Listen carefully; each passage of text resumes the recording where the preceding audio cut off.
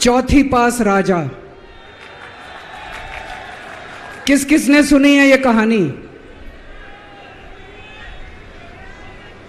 इस कहानी का महात्म्य है कि इस कहानी को जितनी बार सुनोगे, जितनी बार सुनाओगे, उतनी भगवान की कृपा आपके परिवार के ऊपर बरसेगी। इस कहानी का जितना प्रचार प्रसार करोगे, उतना देश की तरक्की होगी, उतना समाज की तरक्की होगी। तो जिन लोगों ने कहानी सुनी है वो भी बड़े ध्यान से दोबारा सुनना, अच्छे से सुनना और इसका खूब प्रचार प्रसार करना। ये कहानी एक राजा की है, एक चौथी पास राजा की कहानी है, एक अहंकारी राजा की कहानी है, एक भ्रष्टाचारी राजा की कहानी है। आप लोगों ने राजा और रानी की कई कहानियां सुनी होंगी। इस कहानी में राजा तो है, रानी नहीं है।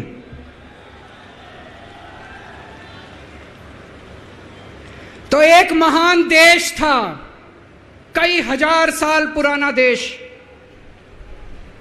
उस देश के एक गांव में एक बच्चा पैदा हुआ, बहुत गरीब घर में एक बच्चा पैदा हुआ। तो जैसे गांव के अंदर बच्चा पैदा होने पे ज्योतिषी आते हैं, ज्योतिषी आके बच्चे का भविष्य बताते हैं, ऐसे गांव का ज्योतिषी आया। उसने बच्चे की कुंडली देखी और बच्चे की मां को बोला कि माई, तेरा बेटा बड़ा होके बहुत बड़ा सम्राट बनेगा। माई को समझ नहीं आया, मैं इतनी गरीब, मेरा परिवार इतना गरीब, मेरा बेटा सम्राट कैसे बनेगा। खैर, बच्चा धीरे धीरे बड़ा होने लगा। गांव के सरकारी स्कूल में उसका एडमिशन करा दिया। उसका पढ़ने लिखने में मन नहीं लगता था। पढ़ते पढ़ते, क्लास करते करते चौथी में आके उसने नाम कटवा लिया। उसका पढ़ाई लिखाई में मन नहीं लगता था।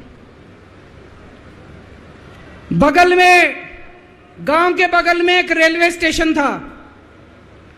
घर में बहुत गरीबी थी। वो बच्चा वहां स्टेशन पे जाके चाय बेचने लगा।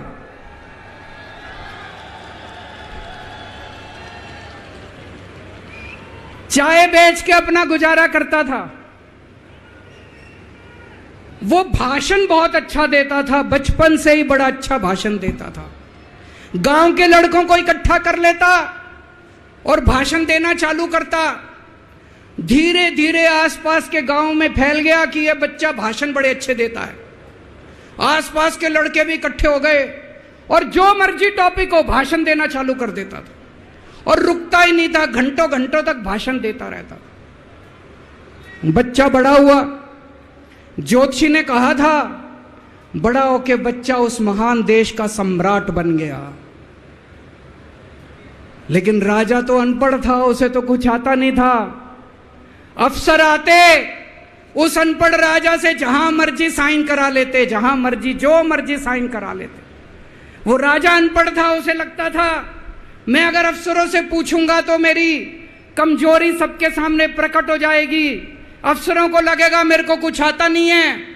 अफसर जो मर्जी लेके आते थे वहां साइन कर देता था। वो धीरे धीरे पूरे देश के अंदर फैल गया कि राजा अनपढ़ है, राजा अनपढ़ है। राजा को बड़ा बुरा लगने लगा। तो राजा ने कहीं से एक फर्जी डिग्री का जुगाड़ कर लिया। एक फर्जी डिग्री का जुगाड़ कर लिया, एमए की डिग्री का। और राजा बोला मैं एमए हूं।